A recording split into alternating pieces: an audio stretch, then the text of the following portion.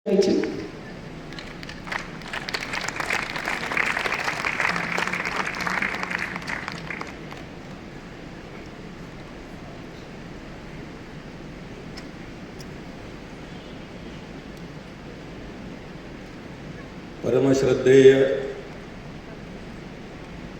पूजनीय बाबा रामदेव जी, समादरणीय आचार्य बालकृष्ण जी, मंच पर विराजमान मेरे अनुज और हमारे आयोग के आचार्य एवं पंजीयन बोर्ड के अध्यक्ष प्रोफेसर वैद्य राकेश शर्मा जी, केंद्रीय संस्कृत विश्वविद्यालय के कुलपति आचार्य श्रीनिवास वरखेड़ी जी, हमारे आयोग के part time member Ram Manohar जी, यहाँ पर उपस्थित आयुर्वेद के मूर्धन्य विश्वविद्यालयों के कुलपति प्रजापति जी, मुकुल पटेल जी, सभी के हम सभी लोगों के गुरु स्वरूप श्री कृष्ण खांडेल जी,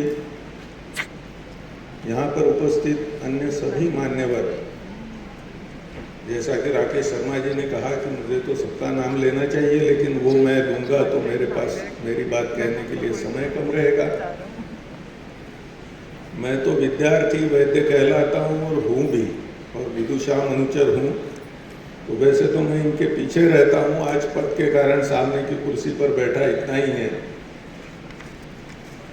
सभी को मेरा विनम्र अभिवादन।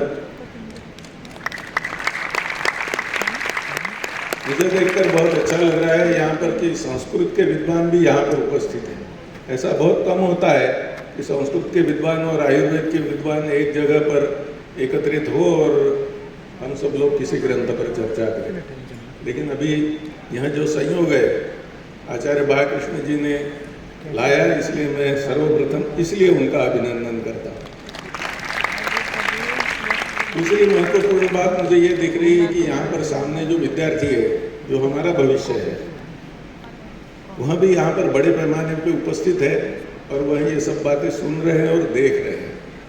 मैं इसकी जो महत्ता है, मैं जब विद्यार्थी था तब से इस महत्ता को, ये सामने बैठने वालों को, मैं उनको काले बाल वाले कहता हूँ। तो ये काले बाल वालों की अपनी एक महत्ता होती है, क्योंकि इसी में से आगे के डीजी, आगे के चेयरमैन, और ये तो मैं कहूँगा कि आगे के आचार्य बालकृष्ण जी भी उन्हीं यहीं से निर्माण होने वाले हैं। इसलिए इनका भी मैं अभिवादन करता हूँ, मैं मेरे भविष्य को अभिवादन करता हूँ, ऐसा मैं समझता हूँ।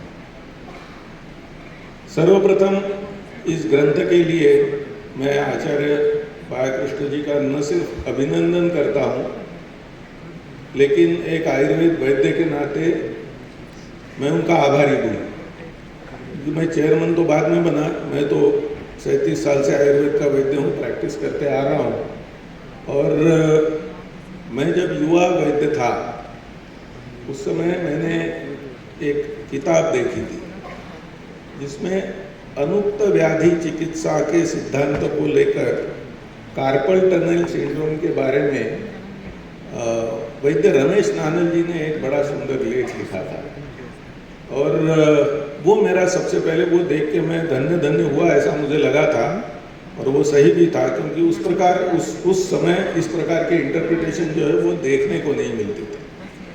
उसके बाद में कुछ वैद्यों ने मिलकर एक कॉन्फ्रेंस की थी पीसीओडी पर, और उसके ऊपर एक पुस्तिका उन्होंने करीब 100 पन्नों की निकाली थी। और उसमें बड़ा सुंदर विश्लेषण आयुर्वेद की पद्धति से पीसीओडी का भी उन्होंने किया था। लेकिन उन्होंने उसके श्लोक नहीं बनाया, न तो उसका नामकरण बदला। उसका जो निदान है उसके बारे में उन्होंने चर्चा की थी, चिकित्सा के बारे में चर्चा की थी। यहाँ परंपरा जो है, यहाँ जो कोशिश है काफ़ी सालों से हमारे यहाँ पर चलती आ रही है, और वो कितनी प्राचीन है तो मुझे हमेशा याद आता है तो फिरंग रोग का। फिरंग रोग की याद ऐसी आती है, जब कोरोना की बात चली थी तब लोगों ने पूछा था कि ऐसा भारत में पहले कभी हुआ था क्या। तो तुरंत मेरे मन में ये भाव आया कि हाँ, फिरंगी के समय तो ऐसे ही हुआ था। फिरंग रोग आया फिरंगियों की तरफ से, यहाँ पर उसके श्लोक बनाए गए, यहाँ पर उसका अध्ययन किया गया, यहाँ पर उसके लक्षण लिखे गए, यहाँ पर उसके पंच निदान लिखे गए, यहाँ पर उसके बाद में चिकित्सा जो लिखी गई, उसमें जो सबसे पहला द्रव्य इस्तेमाल किया गया वो था चोक चीनी। वो भारत से नहीं आता था, विदेश से आता था, चीन से आता था। तो यह जो परंपरा है ये काफ़ी प्राचीन हमारे देश की रही है, बीच में कुछ खंडित हुई या कहीं कुछ मंद हो गई। और आज इस ग्रंथ को मैं एक इस परंपरा में एक सूरज के रूप में देखता हूँ। इसको एकत्रित रूप से, एकत्रित पद्धति से, जिस प्रकार आचार्य बालकृष्ण जी और उनके टीम ने इसका निर्माण किया है, वो बहुत ही, यानी मैं सराहनीय शब्द वगैरह नहीं वापरता हूँ, इसका बहुत दीर्घकाल तक आयुर्वेद के क्षेत्र पर परिणाम होने वाला है। बहुत लंबे समय तक इसका जो, इससे एक नई परंपरा इस दिशा में शुरू होने वाली है। और अनुक्त को उक्त करने का जो काम है, वह एक अनुक्त को उक्त करने का एक बड़ा काम यहाँ से शुरू हुआ है, ऐसा मुझे लगता है। और एक आयुर्वेद की शिक्षा के बारे में हम लोग जब कमीशन में बात करते हैं तो बारंबार ये चर्चा होती है कि ये एक ही विधा ऐसी है जो गुरुकुल सिस्टम से कुलगुरु सिस्टम में आ गई। तो पहले तो गुरुकुल सिस्टम में थे, उसके लिए सूत्र वगैरह ठीक थे। अभी ये कुलगुरु सिस्टम में आने के कारण उसका जो विस्तार अपेक्षित है उन सूत्रों का, वो अभी हम इतने सालों में कर नहीं पाए। अभी फिर हमारी शिक्षा में होता क्या है कि चरक ने क्या कहा है, सुश्रुत ने क्या कहा है, वाग्भट ने क्या कहा है, ये तो हम विद्यार्थी को बताते, लेकिन मैंने क्या कहा है ये कभी नहीं बताते। तो ये अभी मैंने क्या कहा ये बताने का ये समय आ गया है। और आचार्य जी ने वो मैंने क्या कहा ये उसको सिर्फ ग्रंथ रूप में नहीं लाया, उन्होंने उसके श्लोक भी बना दिए, नए शब्दों का भी निर्माण किया और एक उसको चालना भी दी। शुरू में जब इसकी चर्चा चल रही थी तो बार बार मैं आचार्य जी को कहता था कि इसमें पंच निदान चाहिए। और अभी मैं जब श्लोक देखता हूँ कि आखिर के दो श्लोक जो है वहाँ कहीं ना कहीं धातुओं का, दोषों का, उपधातुओं का ये उल्लेख होने के कारण वो उसका क्या कहते हैं, उसको एक आयुर्वेद दृष्टिकोण जो धीरे धीरे उसमें आने लगता है, वह ज़रूर इसमें आया है, ऐसा मुझे लगता है।